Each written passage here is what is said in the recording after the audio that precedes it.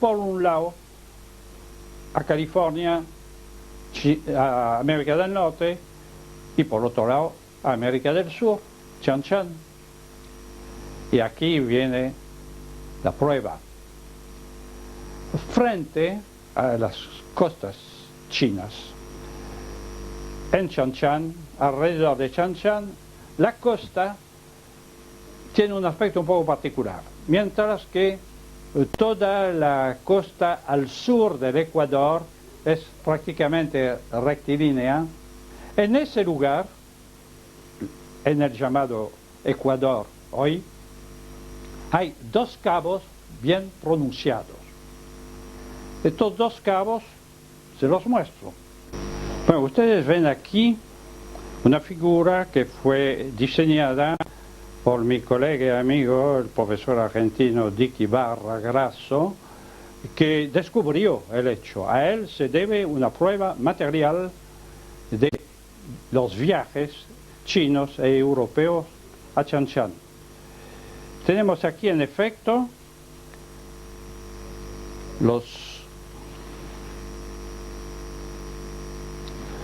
Esto es una reproducción del mapa de Ptolomeo. Este es de un imitador de Ptolomeo posterior, Lopo Men, un geógrafo portugués. Y esta es la costa actual. Ustedes ven exactamente los dos puntos, los dos cabos que se encuentran en estos tres mapas. Esto no pudo ser inventado. Repito, todo el resto de la costa hasta el estrecho de Magallanes es perfectamente rectilínea. Esto no se podía inventar. Estos mapas nos revelan además, el de Ptolomeo, por lo menos retomado de Marino de Tiro, nos muestra además, nos dan además unas pruebas de toponimia que son interesantes. En efecto, detrás de Chan Chan hay algunos nombres, aparecen algunos nombres.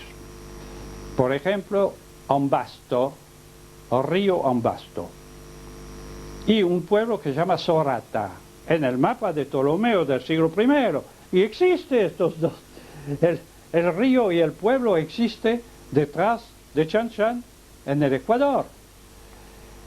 Todos los demás, perdón, me olvidaba de uno, hay otro río que se llama Mayu Fluvium. Mayu significa río en quichua, y esto está en un mapa griego, de un griego de Alejandría en el siglo I de nuestra era. Conocía el quichua, Ptolomeo, exactamente improbable, y está en su mapa, no lo inventamos. La geografía, pues, y la toponimia del Perú se conocía perfectamente en aquel entonces. Y la posición de la ciudad bien conocida de Catiguara en el mapa es exactamente la de Chan Chan, vale decir la latitud sur octava, que es la misma que se representaba en estos mapas.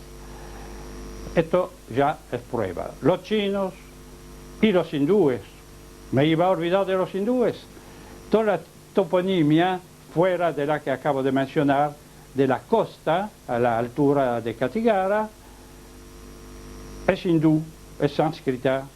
Catiguara mismo es un nombre sánscrito, y hay una serie de nombres impronunciables para mí, pero 6, 7 nombres de pueblos que son también del mismo origen. Todo el mundo iba a América por ese lado. Entonces, ¿qué es este asunto de Sinus Magnus, del Gran Golfo, que figura en el mapa de Ptolomeo, donde entre paréntesis es mucho más chico que el Golfo de Bengala, que está más al oeste? Sí, porque Ptolomeo corrigió el mapa primitivo de Marino de Tiro, que en cierta medida era menos exacta porque ampliaba demasiado el continente asiático hacia el Pacífico. Marino de Tiro rectificó, pero rectificó en qué forma, reduciendo el sinus magnus. Entonces tenemos que trasladarnos al mapa original de Marino de Tiro. Este mapa aquí está.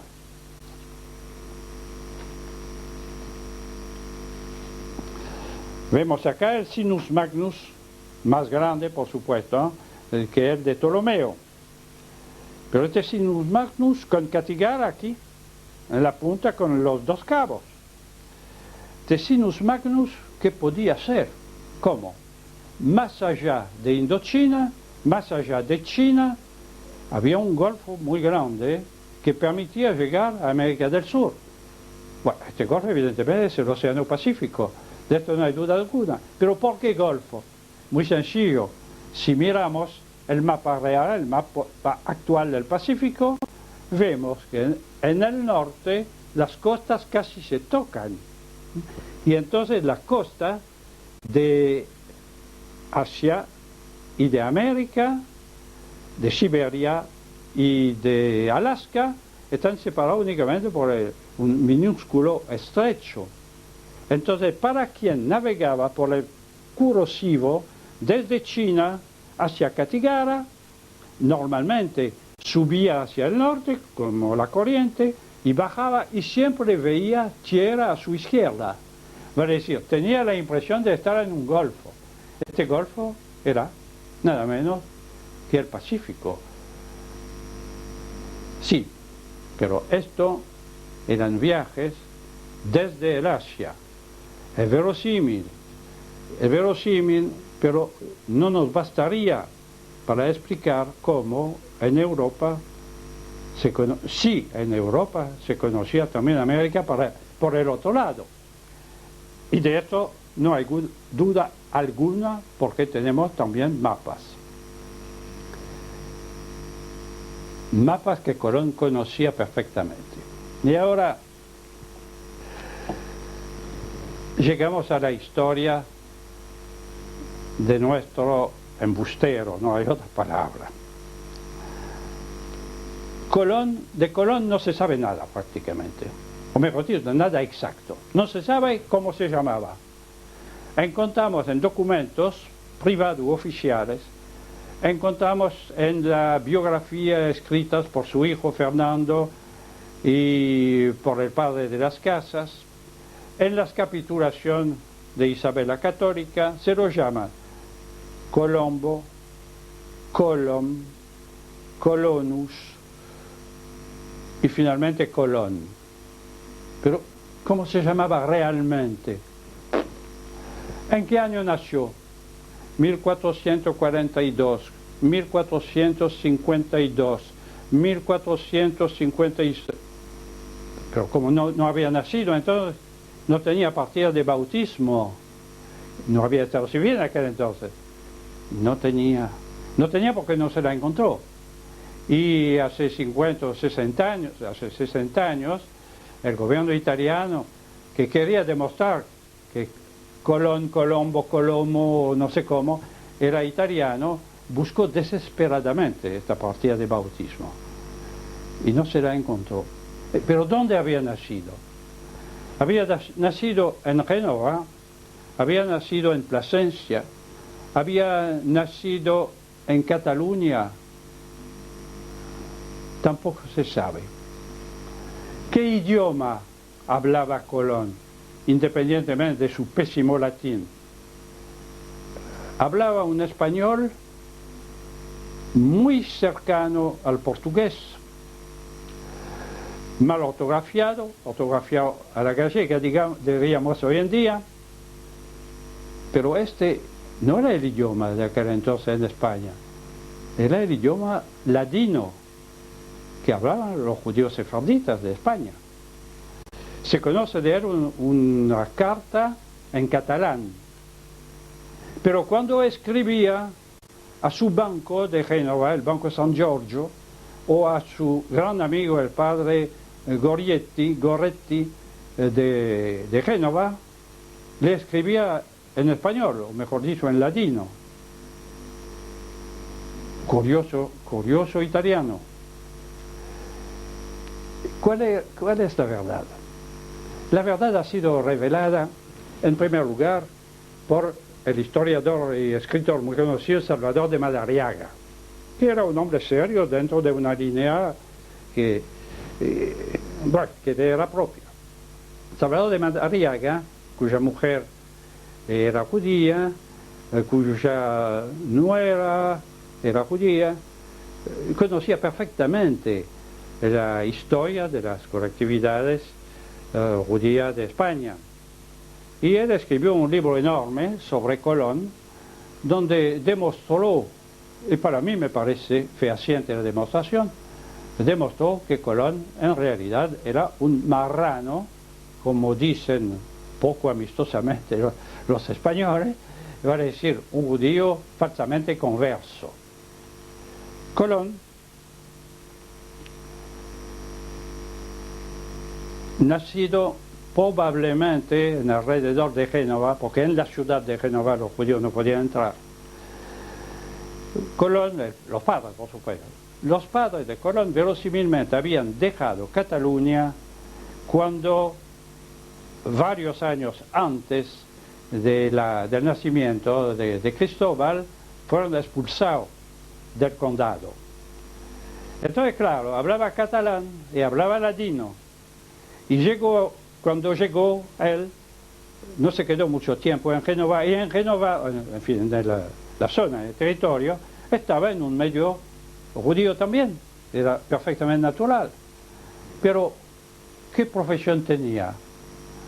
Lanarius, dicen los documentos, y se lo traduce por tejedor.